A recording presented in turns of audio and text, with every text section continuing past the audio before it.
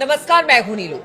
तो इजराइल और हमास के बीच जंग रोज ब रोज अब तेज होती चली जा रही है। अगर कल की बात की जाए तो कल एक बार फिर से इजराइल ने गजा में घुसकर हमले किए। वहीं अगर हमास की बात की जाए, उसका कहना है कि जो टैंक अंदर दाखिल हुए हैं वो हम अब बाहर निकलने नहीं देंगे। यानी अब वहां पर जो हमास है वो भी हमले की तैयारी में है। इसको लेकर वहां पर क्या स्थिति बनी हुई है, इजराइल क्या सोच रहा है, बातचीत करने के लिए मयंक मेरे साथ जुड़ गए हैं। मयंक, अगर बात की जाए, इजराइल रोज हमले कर रहा है, खासतौर पर अगर गजा की बात की जाए, चाहे नॉर्थ गजा हो या फिर साउथ गजा हो। अब तो पहले तो मिसाइल से अटैक हुए, अब वहां पर टैंक यानी कि ग्राउंड पर अब अटैक शुरू हो गए हैं। लेकिन दूसरी तरफ अब हमास भी ये कह रहा है कि जो टैंक अंदर दाखिल हुए उसे हम बाहर जाने। देखिए, जहां से आपने बात शुरू की उसको आगे बढ़ाते हैं।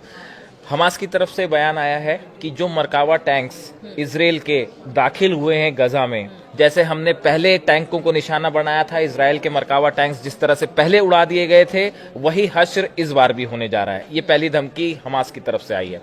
दूसरी चीज हमास की तरफ से ये कही गई है कि जो बंधक है हमारे पास, अब अगर इनको कुछ हो जाता है तो इसकी मौत का जिम्मेदार, इनकी मौत के जिम्मेदार खुद बेंजामिन नेतन्याहू होंगे। इजराइल इनकी मौत का जिम्मेदार होगा। बात नंबर 2। बात नंबर 3, आप देखें, कल जो है आपने देखा, हमने तस्वीरें देखी कि इजराइल में बड़ा जबरदस्त प्रदर्शन हुआ है नेतन्याहू के खिलाफ। बड़ी हैरानी की बात है ये कि बहुत हजारों लाखों की लोगों में संख्या में जमा हुए लोग, और ये सब विरोध कर रहे थे गजा स्ट्राइक का। इनका कहना ऐसा था कि नेतन्याहू को किसी भी सूरत में गजा में हमला दूसरी बार नहीं करना चाहिए था। कहा यह जा रहा है कि शायद नेतन्याहू अपनी सरकार बचाने में जुटे हुए हैं, इसलिए उनके लिए हमला करना जरूरी हो गया था। इंटरनल पॉलिटिक्स जो है उसके चलते शायद जो है नेतन्याहू को यह हमला करना पड़ गया। लेकिन नेतन्याहू के खिलाफ जबरदस्त प्रदर्शन हो रहा है इजराइल में।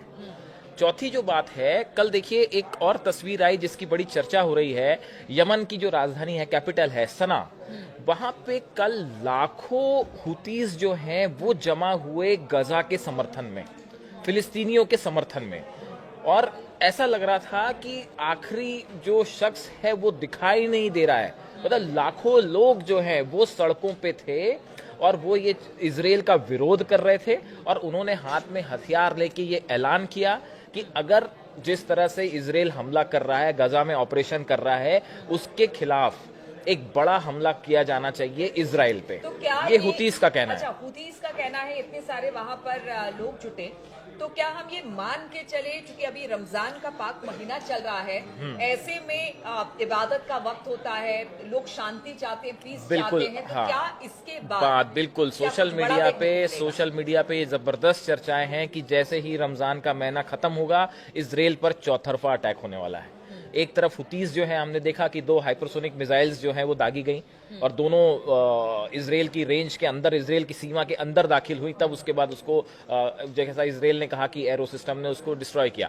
लेकिन ऐसा बताया जा रहा है, ऐसा मानना है कि कुछ एक्सपर्ट्स का भी मानना है कि जैसे ये रमजान खत्म होगा, महीना ईद जैसे ही होएगी, उसके बाद एक बार फिर जो है इजराइल को बड़ा जवाब मिलने वाला है इस गजा के हमले का। अब वो किस रूप में होगा? ड्रोन अटैक्स हो सकते हैं, हमास की तरफ से हमले हो सकते हैं, हुतीस की तरफ से हमले हो सकते हैं, और ईरान का क्या भूमिका होगी इस पे भी नजर रखनी होगी।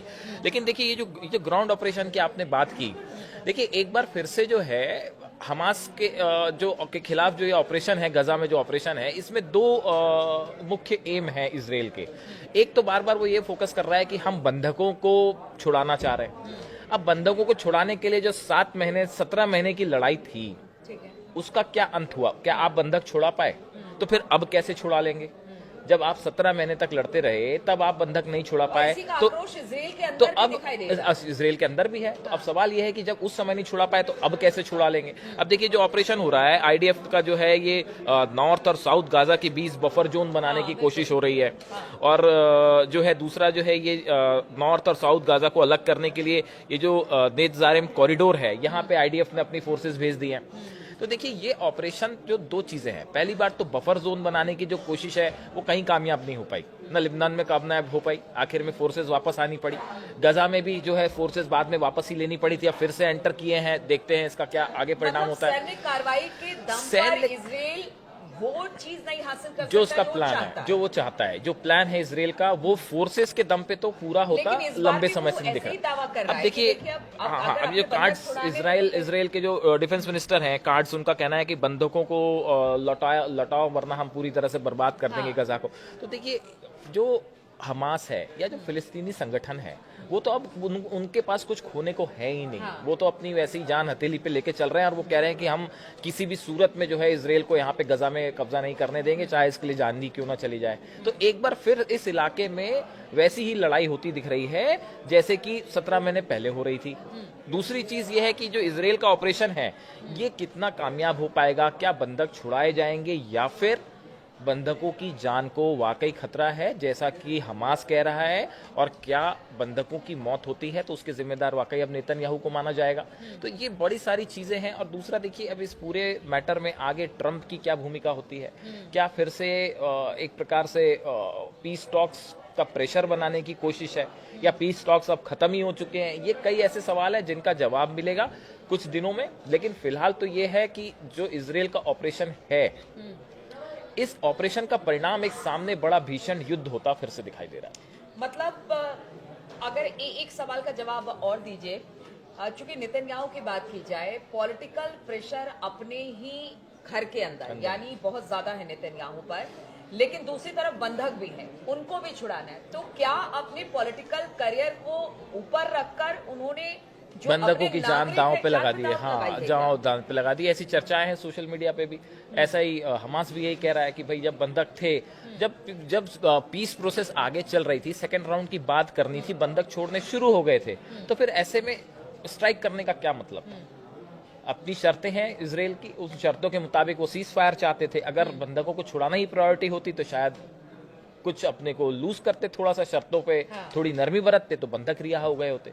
तो अब कुल मिला के एक बार फिर ये रीजन जो है वो बड़े युद्ध को फेस कर रहा है। बिल्कुल। तो जो नेतन्याहू है, उनकी राजनीति उनके अपने लोगों पर भारी पड़ गई है, और इसी राजनीति को बचाने या फिर पॉलिटिकल करियर को बचाने के लिए नेतन्याहू ने एक बड़ा हमला हमास और गजा पट्टी पर किया है। लेकिन इसके क्या परिणाम होंगे ये तो आने वाले वक्त में ही पता चल पाएगा, क्योंकि देखिए इस वक्त रमजान का महीना है और जिस तरह से लगातार घुसकर गजा के अंदर वार कर रहे हैं नेतन्याहू या फिर इसराइल वार कर रही है, उसके वार के जवाब में किस तरह से हमास की तरफ से अब जवाब मिलेगा, इस पर हमारी नजर बनी रहेगी। आप बने रहिए हमारे साथ।